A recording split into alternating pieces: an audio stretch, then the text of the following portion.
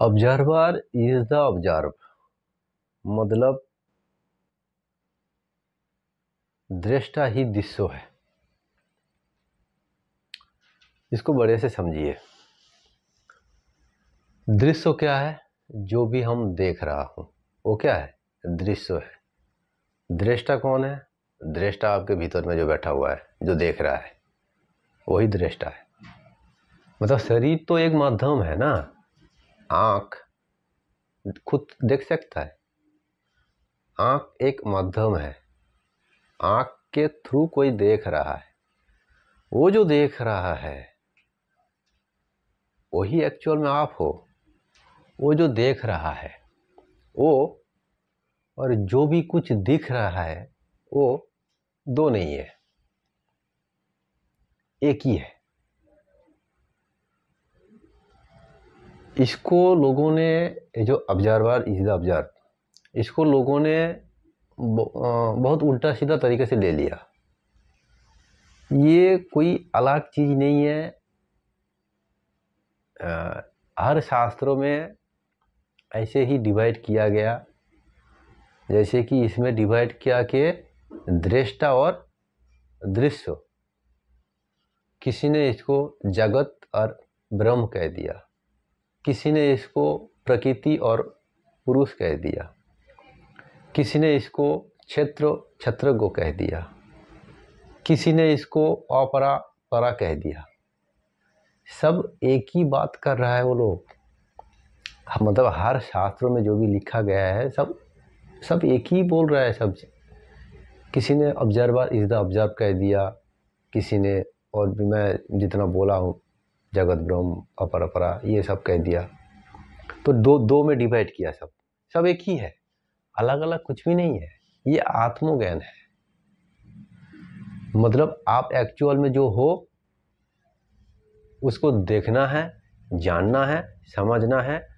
अभी तक आप जिसे मैं रूप में जानते हो वो एक भ्रम है, वास्तव में नहीं है।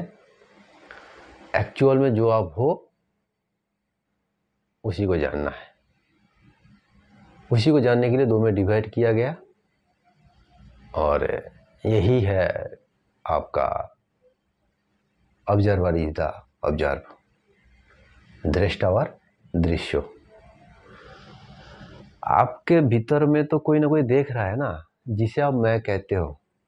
एक्चुअल में जो आप मैं कहते हो शरीर को, वो तो एक अज्ञान है। एक्चुअल में जो आप हो उसको आपने कभी देखा नहीं होगा, जाना नहीं होगा, समझे नहीं होगा। लेकिन वो जो एक्चुअल में जो आप हो, वो जो बाहरी दुनिया को जो भी कुछ देख रहा है, उसको लगता है कि अलग अलग है। लेकिन अज्ञान के चलते ही ऐसा लगता है कि ये सब अलग है। लेकिन जैसे उसको ज्ञान हो जाता है, जैसे उसको समझ में आ जाता है कि जो भी दिख रहा है ना वो भी मैं ही हूं, यही है ऑब्जर्वर इज द ऑब्जर्व। ऐसे समझिए इसको।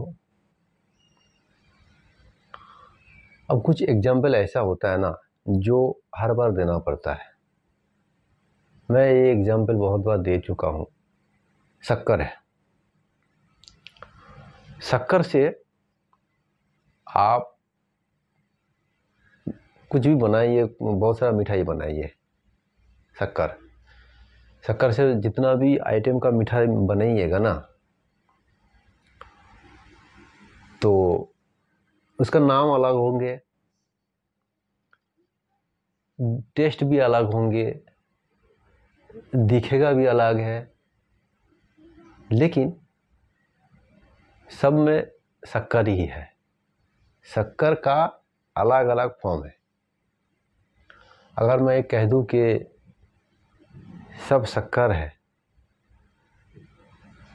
तो यहाँ तक तो आपको समझ में आ जाएगा कि हाँ भाई, सब शक्कर तो है। ऐसे ही जो भी दिख रहा है और जो देख रहा है जो भी दिख रहा है अलग अलग फॉर्म्स है, जो देख रहा है वो भी अलग फॉर्म है, लेकिन एक्चुअल में अलग नहीं है। एक्चुअल में सारे फॉर्म एक ही है।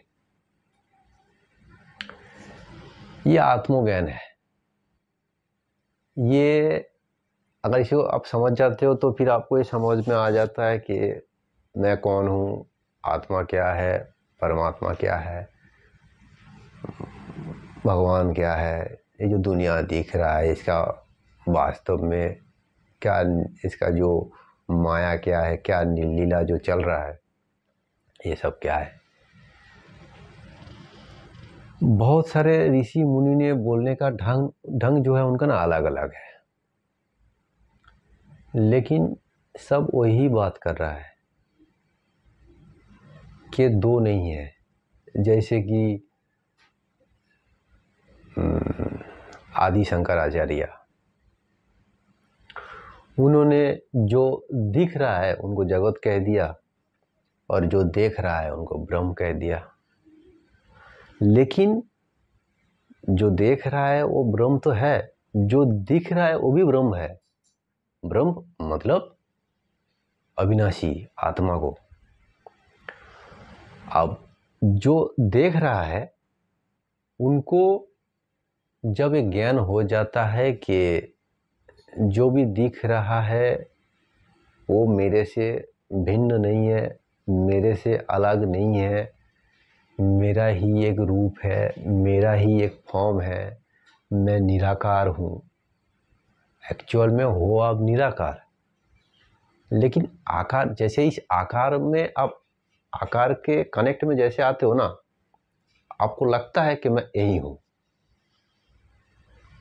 हो आप निराकार, लेकिन इस आकार के साथ जैसे कनेक्ट होते हो तो आपको लगता है कि मैं यही हूँ। इसीलिए आपको लगता है कि ये मैं हूँ। लेकिन जब आपका ये ज्ञान हो जाता है कि मैं तो हर जगह हूँ, जो भी फॉर्म से बना है वो सब मेरा ही एक रूप है, मैं ही हूँ, तो फिर इसमें क्या है ना, जो एक दूसरे के मेरे भर से कोई और रह नहीं जाता, सिर्फ मैं ही रह जाता है। तो इसमें फिर जो विरोध है, जो जिसे हम सरल भाषा में कहते हैं कि द्वंद्व है ना, कॉन्फ्लिक्ट, फिर कॉन्फ्लिक्ट खत्म हो जाता है। आप ही शिव रह जाते हो, आपका माइंड एकदम शांत हो जाता है। माइंड निराकार में काम नहीं करता, माइंड आप वर्सेस कोई और फिर काम करता है, लेकिन सिर्फ आप ही हो, आप ही अगर सब कुछ हो तो फिर वहाँ अमन हो जाता है, मन जो है मर जाता है। तो फिर आप क्या होते हो ना, मन से शांत हो जाते हो एकदम। जो भी होता है, जो आपके साथ जो भी लोग हैं, मतलब कोई इंसिडेंट हुआ तो उनका जो रिएक्शन होगा ना, आपका रिएक्शन अलग होगा। आपका रिएक्शन थोड़ा हटके होगा, रिएक्शन तो होगा। जैसे कि आप कोई भी अगर परिवार में कोई ऐसा घटना हो जाता है कि बहुत दुखदायक है, तो आपका आंसू तो आएगा। जो ज्ञान योगी है उनका दुख तो लगेगा, लेकिन दुनिया के बाकी लोगों से उनका दुख ना के बराबर होगा। क्यों होगा? क्योंकि प्रकृति का नियम है। ये शरीर प्रकृति का बना हुआ है, प्रकृति ने इसको बनाया है। तो फिर प्रकृति का नियम क्या है? केमिकल रिएक्शन तो बॉडी में होगा। कोई भी अगर आपके साथ, शरीर के साथ जो भी जुड़ा हुआ है, अगर उनको कुछ हो जाता है तो बॉडी में केमिकल रिएक्शन होगा। केमिकल रिएक्शन होगा तो क्या होगा? आपका फीलिंग्स आएगा। तो फीलिंग्स को आप रोक नहीं सकते हो। कोई योगी अगर ऐसा बोलता है कि देखो कोई भी घटना हो जाता ना, मेरा दुख नहीं होता, मैं तो, दुख होगा, केमिकल रिएक्शन आपके बॉडी में होगा, लेकिन बाकी दुनिया जो लोग हैं उनसे अलग होगा, उनसे भिन्न होगा, ना के बराबर होगा। क्योंकि आप कहीं ना कहीं माइंड से ये समझ जाते हो कि खेल क्या है, और अगर आप समझ जाते हो, और बाकी जो चीज़ आपके साथ थोड़ा बहुत होता है वो इस प्रकृति का नियम से थोड़ा केमिकल रिएक्शन है। यही फायदा है, मतलब यही फायदा, मतलब यही है। अगर आप जान जाते हो कि ऑब्जर्वर इज द ऑब्जर्व का सही मीनिंग। एक चीज़ और मैं बोलता हूँ ताकि थोड़ा सा और क्लियर हो जाए आप लोगों को। आपका सपना आता है, सपने में जो भी चीज़ हुआ है, जैसे आप नींद खोलते हो क्या होता है, ऐसे लगता है कि अरे ये तो सपना था,